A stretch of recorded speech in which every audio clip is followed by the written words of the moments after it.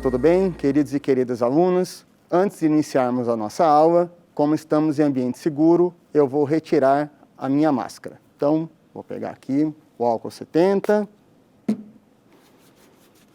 retirar a máscara, colocá-la em lugar adequado, passar o álcool 70 novamente e colocar também o frasco em local adequado. Pois bem, agora iniciaremos o nosso trabalho. Sou o professor Tiago Mendes e inicio nesse momento a nossa aula, cujo tema está ali colocado. O título da aula: Alfaiates contra a Coroa, um estudo sobre a Conjuração Baiana de 1798. Muito bem, vamos ao próximo slide. Faço com vocês essa reflexão inicial. Está lá, ó. Você conhece algum dos personagens históricos citados ali abaixo? Então eu coloco para vocês: João de Deus, Manuel Faustino, Luiz Gonzaga das Virgens e Cipriano Barata. Pensem aí, conhecem alguns daqueles personagens colocados ali? Pois bem, se você não os conhece, então eu digo para vocês, são alguns dos protagonistas, ou seja, alguns dos personagens principais da Conjuração Baiana, certo? A Conjuração Baiana, também conhecida na história como Conspiração dos Alfaiates, foi um dos mais importantes movimentos ocorridos na história do Brasil de contestação à colonização portuguesa. Tudo bem? Passando aí para o nosso próximo slide. Então vamos lá, vamos juntos conhecer a Conjuração Baiana. Bem, antes de falarmos propriamente das causas, dos seus atores, das consequências desse processo, vamos localizar, né, o palco desse processo, o palco desse acontecimento. Eu destaco para vocês aqui um mapa da Bahia e precisamente a cidade de Salvador. Hoje, inclusive, capital da Bahia, já era a época da Conjuração Baiana, para que vocês possam localizar-se geograficamente. Passando para o próximo slide, eu destaco aqui para vocês duas imagens, evidentemente são imagens mais atuais, inclusive porque a fotografia nem sequer existia à época da Conjuração Baiana, no final do século XVIII, mas são dois locais muito importantes, inclusive, para o próprio processo da Conjuração Baiana. A fotografia da esquerda mostra a região do Pelourinho. O Pelourinho era um local utilizado à época da Conjuração Baiana e durante todo o período da colonização portuguesa para castigar escravos e para castigar outras pessoas que eventualmente cometessem crimes contra o governo português. Do lado direito, essa foto é bastante importante para o contexto que estamos trabalhando, está a Praça da Piedade. Esta Praça da Piedade foi o local onde alguns dos participantes da Conjuração Baiana foram mortos ao final do processo histórico, né, o processo da Conjuração Baiana. Então, à esquerda, o Pelourinho, à direita, a Praça da Piedade. Passando para o próximo slide, vamos então entender qual foi o contexto histórico que levou à Conjuração Baiana de 1798. Pois bem, qual era a situação de Salvador, que foi o palco ali da Conjuração Baiana no final do século XVIII? Nós tínhamos uma população aproximada de 60 mil habitantes, das quais, né, entre os quais 40 mil habitantes eram afrodescendentes. Tá? 40 mil habitantes da cidade de Salvador, no final do século XVIII, eram afrodescendentes. Muito bem, a maior parte dessa população afrodescendente, sejam eles homens ou mulheres, estavam envolvidos, né, em atividades econômicas não muito bem remuneradas. Então, coloquei aqui para vocês: soldados, artesãos, carregadores de mercadorias, porque Salvador é uma cidade portuária. Digo porque até hoje Salvador tem um porto, é uma cidade litorânea, então os produtos que chegavam no porto de Salvador precisavam ser carregados, né, para as lojas, etc. e tal, e quem realizava essas atividades eram majoritariamente os afrodescendentes. Muito bem, pescadores e o alfaiate, os alfaiates. Para quem não sabe, talvez a palavra alfaiate não faça parte do seu cotidiano, você não usa essa palavra, o alfaiate ele é o costureiro de roupas masculinas, tá?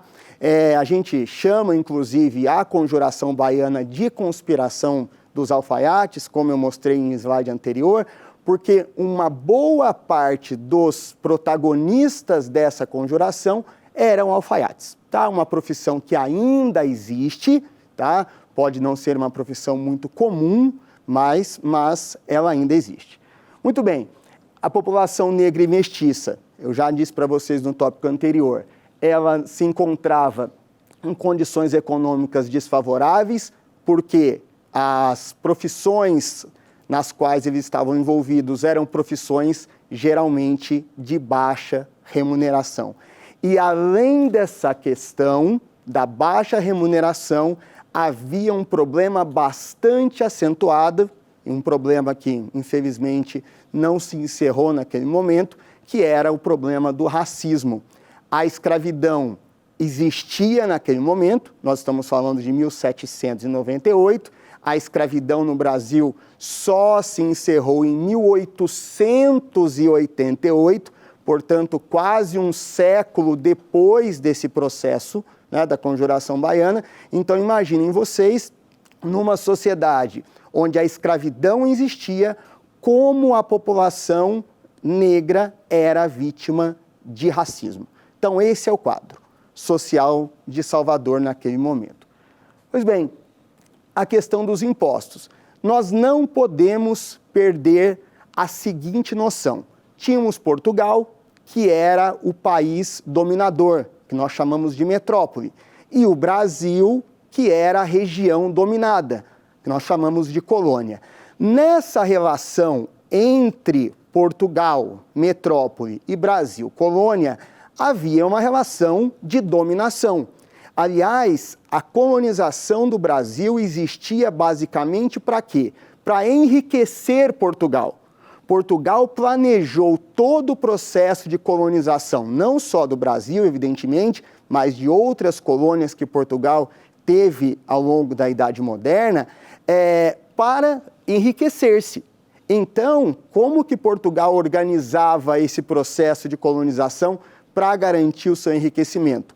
Cobrando impostos elevadíssimos dos moradores do Brasil. E, evidentemente, os moradores da Bahia, os moradores de Salvador, estavam sujeitos a esses elevados impostos cobrados pelo governo de Portugal. Naquele contexto, para piorar a situação dessa população mais humilde, havia um problema com o preço dos alimentos. Então, naquele ano de 1798, quando a Conjuração Baiana eclodiu, nós tínhamos um problema de alta do preço dos alimentos.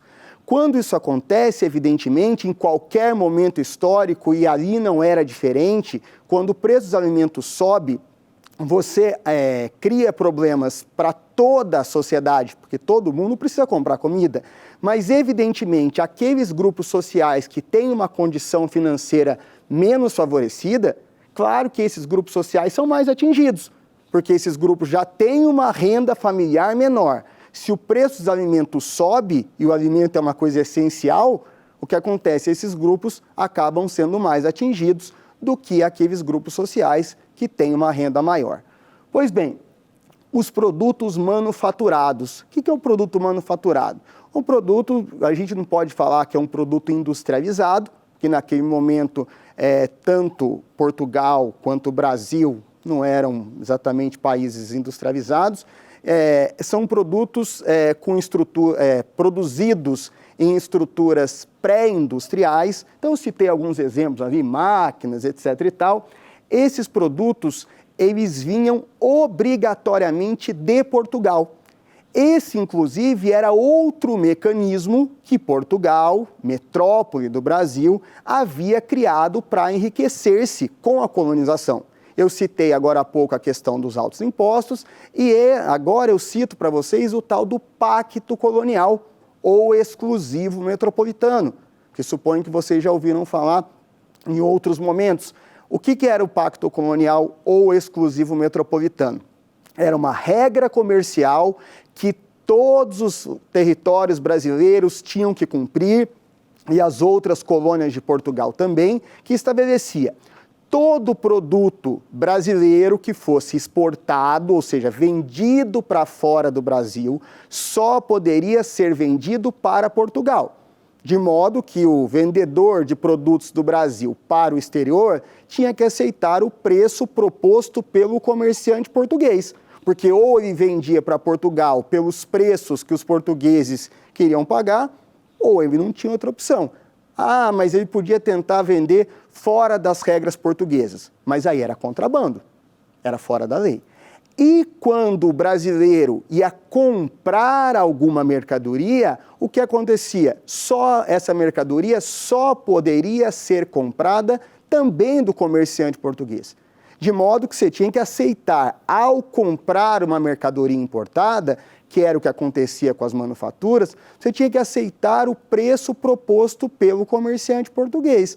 Então, o comerciante português colocava um preço elevado e você só tinha a opção de comprar dele, portanto, por esses preços altos. Então, essa era a situação vivida naquele contexto. Bem, todos esses fatores que nós citamos nos slides anteriores, portanto, a questão do racismo, a questão da alta do preço dos alimentos, a questão do alto custo de importação dos produtos manufaturados devido ao Pacto Colonial, todos esses elementos juntos vão criar ali em Salvador, até coloquei para vocês talvez uma palavra que vocês não conheçam, né?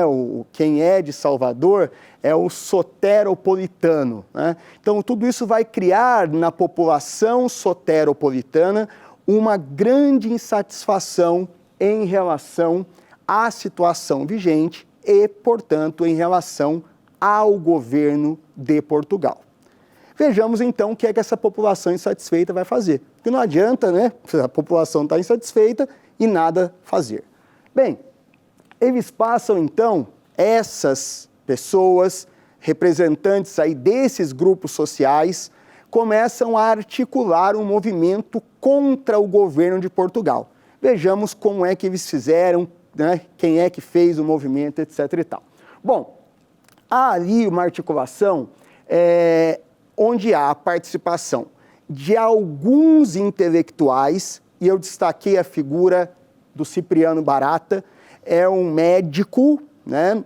Morava em Salvador naquele momento, então ele é um participante que não faz parte desse grande grupo social de pessoas afrodescendentes, menos favorecidos economicamente.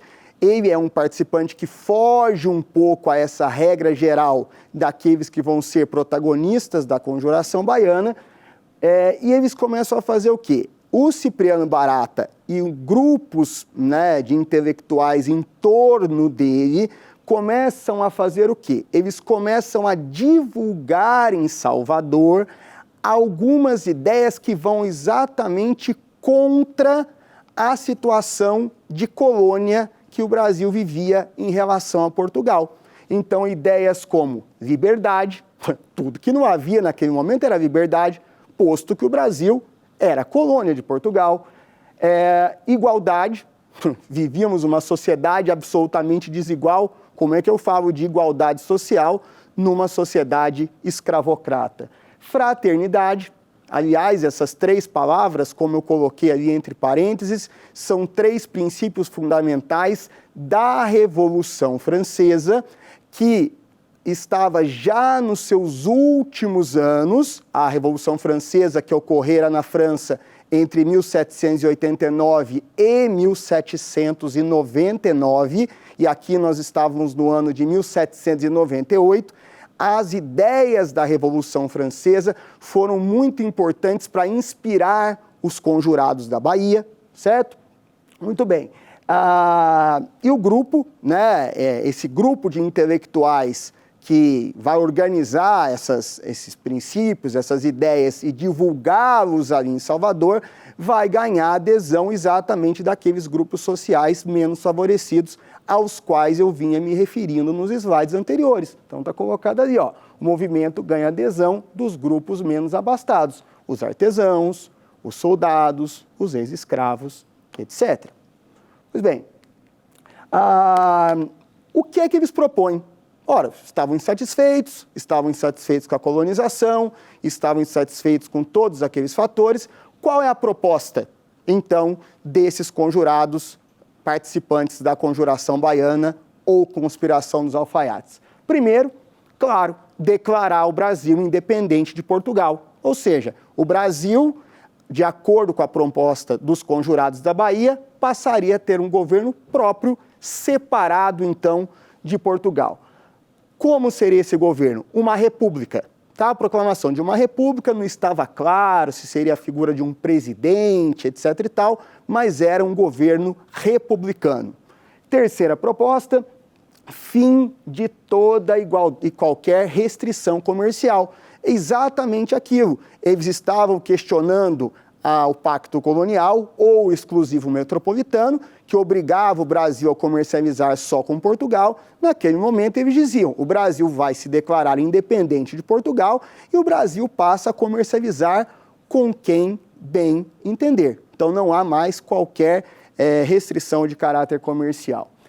Combate veemente às práticas racistas, que era uma demanda fundamental da população afrodescendente, o racismo que era uma marca presente na sociedade escravocrata daquele momento. Redução da carga tributária. É lógico que o novo governo, se o movimento desse certo, né, e o Brasil se declarasse como um país independente, óbvio que o governo ia cobrar impostos. Afinal, o governo precisa de impostos para desenvolver as suas atividades, mas impostos que fossem muito menores do que aqueles que Portugal, enquanto metrópole, cobrava até então. E o aumento dos salários médios, porque exatamente essa população que a gente pontuou, né, os artesãos, os soldados e tal, tinham remunerações muito baixas. Então, uma das propostas seria que, com o novo governo, esses salários médios fossem aumentados. Bem, o governo português, quando percebeu essa articulação do movimento, o que é que o governo português fez? Claro que ele vai reagir. Óbvio que Portugal não quer que o Brasil se separe. Afinal, uma eventual separação do Brasil em relação a Portugal significaria para Portugal a perda de muito dinheiro. Pois bem, os envolvidos nesse processo, o Cipriano Barata, aquele grupo de intelectuais em torno dele, o que eles tinham feito? Aquelas ideias de liberdade, igualdade, fraternidade, a proposta de separação do Brasil, eles tinham divulgado essas ideias em Salvador através de panfletos que tinham sido colocados, né, em postes, em muros, ou seja, eles tinham espalhado panfletos pela cidade de Salvador. Então, rapidamente, as autoridades portuguesas perceberam a articulação do movimento e reagiram. Como? Decretaram imediatamente a prisão dos envolvidos na Conjuração Baiana. Segundo, algo que era muito comum à época, quando alguma pessoa ou grupo de pessoas fazia algo contra o governo de Portugal, aplicava-se a pena capital, ou seja, aplicou-se a pena de morte a alguns dos envolvidos, principalmente a ideia de aplicar a pena de morte num lugar público. Eu mostrei para vocês num dos primeiros slides a Praça da Piedade, onde alguns dos envolvidos foram mortos na frente das multidões para servir de pena exemplar, ou seja, tá vendo, moçada? Se vocês fizerem uma revolta contra o governo de Portugal, o que acontece com vocês? Pois bem, e o Cipriano Barata, né, por ser da elite branca, evidentemente ele não foi sujeito à mesma penalidade, tá? O Cipriano Barata não sofreu uma penalidade como os outros participantes, que eram negros, etc. e tal. Tanto é que o Cipriano Barata, depois, é um assunto que a gente trabalha em outro momento, em outra aula, o Cipriano Barata vai protagonizar outros movimentos contra a colonização portuguesa no século XIX. Mas esse é um assunto para outro momento. Então, nesse momento, eu me despeço de vocês, a gente encerra a aula por aqui, e eu agradeço a atenção de todos.